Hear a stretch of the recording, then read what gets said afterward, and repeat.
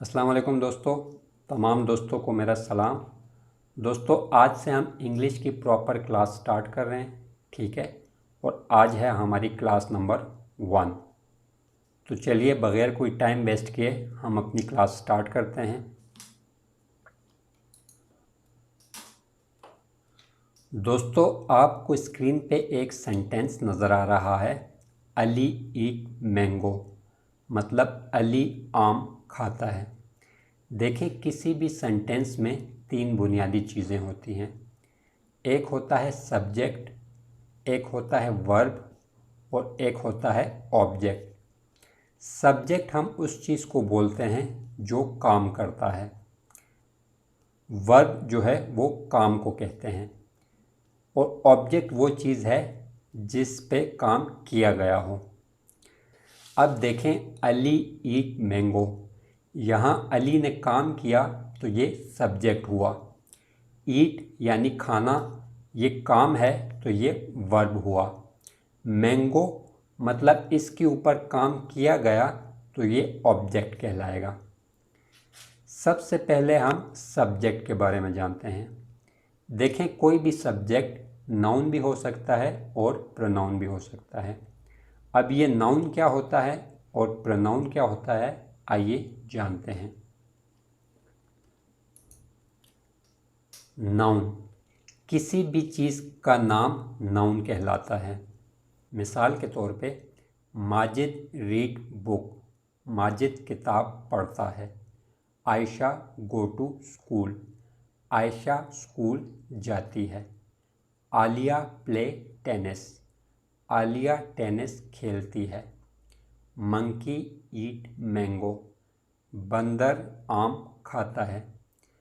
अब देखें, यहाँ माजिद, आयशा, आलिया और मंकी ये किसी चीज़ के नाम हैं, ठीक है। तो यहाँ सब्जेक्ट क्या होगा, नाउन होगा। क्यों? क्योंकि हमने पढ़ा है कि किसी भी चीज़ का नाम नाउन कहलाता है। तो माजिद, आयशा, आलिया और मंकी जो हैं तो ये क्या कहलाएंगे, नाउन। अब आइए प्रोनाउन के बारे में जानते हैं। किसी भी चीज़ के नाम की जगह इस्तेमाल को प्रोनाउन कहा जाता है। प्रोनाउन की 2 अक़साम हैं, सिंगल प्रोनाउन और प्लूरल प्रोनाउन। सिंगल प्रोनाउन है आई यानी मैं, ही, वो, शी, वो, इट, ये हमें मालूम है कि लड़का होता है तो ही का इस्तेमाल होता है, लड़की होगी तो शी का इस्तेमाल होगा, और अगर कोई बेजान चीज़ है तो उसके लिए इट का इस्तेमाल होगा। देखें, सिंगल प्रोनाउन वो होता है जिसमें तादाद एक होती है, ठीक है। जबकि प्लूरल प्रोनाउन वो होता है जिसमें तादाद एक से ज़्यादा होती है। जैसे कि वी यानी हम, दे, वो, अगर एक से ज़्यादा हैं तो हम बोलेंगे दे, ठीक है। तो सिंगल प्रोनाउन कौन से होते हैं, जिसमें तादाद एक होती है, और प्लूरल प्रोनाउन वो होते हैं जिसमें तादाद एक से ज़्यादा होती है। आइए इसको हम ज़रा एग्जाम्पल से समझते हैं। आई ड्रिंक वाटर, मैं पानी पीता हूँ। ही गो टू स्कूल, वो स्कूल जाता है। शी रीड बुक, वो किताब पढ़ती है। वी प्ले फुटबॉल, हम फुटबॉल खेलते हैं। दे स्विम इन पूल, वो पूल में नहाते हैं। अब देखें, यहाँ किसी भी इंसान का या चीज़ का नाम इस्तेमाल नहीं हुआ, बल्कि आई, ही, शी, वी और दे का इस्तेमाल हुआ। तो जब भी नाउन की जगह कोई चीज़ इस्तेमाल हो तो उसको हम प्रोनाउन कहते हैं। तो यहाँ सब्जेक्ट जो है तो वो नाउन नहीं, प्रोनाउन है। पिछली स्लाइड में हमने देखा कि आयशा, अमजद और आलिया जैसे नामों का इस्तेमाल हुआ तो वहाँ सब्जेक्ट नाउन था, जबकि यहाँ आई, ही, शी, वी और दे का इस्तेमाल हुआ, किसी नाम का इस्तेमाल नहीं हुआ। तो यहाँ सब्जेक्ट जो है तो वो क्या है, प्रोनाउन है। ठीक हो गया।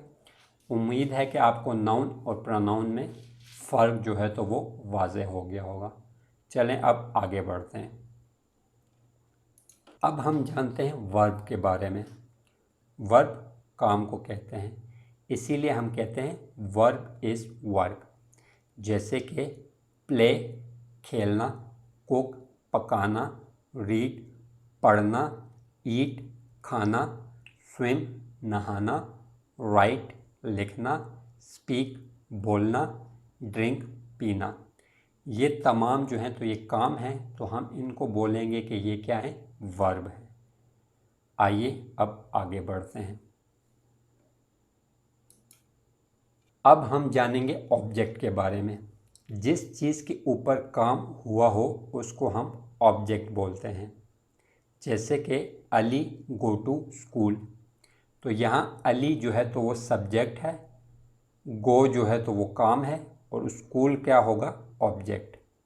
आयशा रीड बुक, आयशा जो है वो सब्जेक्ट है, रीड जो है तो वो काम है, जबकि बुक जो है तो वो ऑब्जेक्ट है।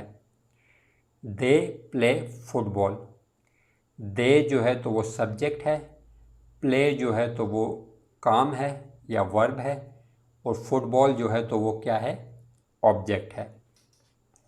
अब देखें इन तीन जुमलों में अली और आयशा जो हैं तो वो सब्जेक्ट हैं लेकिन नाउन हैं। क्यों? क्योंकि यहाँ नाम इस्तेमाल हुआ है। जबकि लास्ट सेंटेंस में दे प्ले फुटबॉल में दे जो है तो वो सब्जेक्ट है, लेकिन ये नाउन नहीं, प्रोनाउन है, क्योंकि ये किसी का नाम नहीं है बल्कि प्रोनाउन इस्तेमाल हुआ है। ठीक है, आइए अब हम आगे बढ़ते हैं। ऑब्जेक्ट के बारे में तफसील को प्रीडिकेट कहा जाता है। मिसाल के तौर पे इरम वेयर रेड सूट। देखें इधर अगर आप इस सेंटेंस में रेड को हटा दें तो आपको सूट के बारे में कोई डिटेल्स मालूम नहीं होंगी। ठीक है, लेकिन अगर आप रेड को ऐड करें तो आपको मालूम हो जाएगा कि इरम ने लाल रंग का सूट पहना है। तो ऑब्जेक्ट की जो डिटेल्स होती हैं उसको प्रीडिकेट कहा जाता है। इसी तरह मंकी ईट मैनी मैंगोज़, तो यहाँ मैनी जो है तो वो आमों की तादाद बता रहा है, मतलब आम के बारे में तफसील बता रहा है। तो मैनी यहाँ क्या कहलाएगा, प्रीडिकेट। इसी तरह महम रीड स्टोरी बुक, मतलब महम कहानी की किताब पढ़ती है। ठीक है, तो यहाँ स्टोरी जो है तो वो बुक के बारे में डिटेल बता रही है, तो स्टोरी यहाँ क्या कहलाएगी, प्रीडिकेट। तो इन तीन सेंटेंस में रेड मैनी स्टोरी, ये तीन चीज़ें जो हैं तो ये प्रीडिकेट कहलाएंगी। क्यों? क्योंकि ये ऑब्जेक्ट के बारे में हमें डिटेल्स बता रही हैं। तो दोस्तों ये हमारी छोटी सी एक फ़र्स्ट क्लास थी।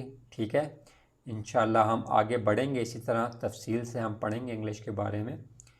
और मुझे उम्मीद है कि 3 से 4 महीने के अंदर आप इतनी अच्छी इंग्लिश बोलने लगेंगे कि जिस तरह हम उर्दू बोलते हैं और हमें सोचने की ज़रूरत नहीं पड़ती, अल्फाज ख़ुद ब खुद हमारी ज़ुबान से अदा होते हैं, इसी तरह आप इंग्लिश भी ऐसे ही बोलेंगे कि आपको सोचने की ज़रूरत नहीं पड़ेगी और अल्फाज जो हैं तो वो आपकी ज़बान से ख़ुद ब खुद अदा होंगे। ठीक है, मेरे चैनल को सब्सक्राइब करें ताकि मुझे मोटिवेशन मिले और इसी तरह अच्छी अच्छी वीडियोज़ मैं आपके लिए लेके आता रहूं। शुक्रिया।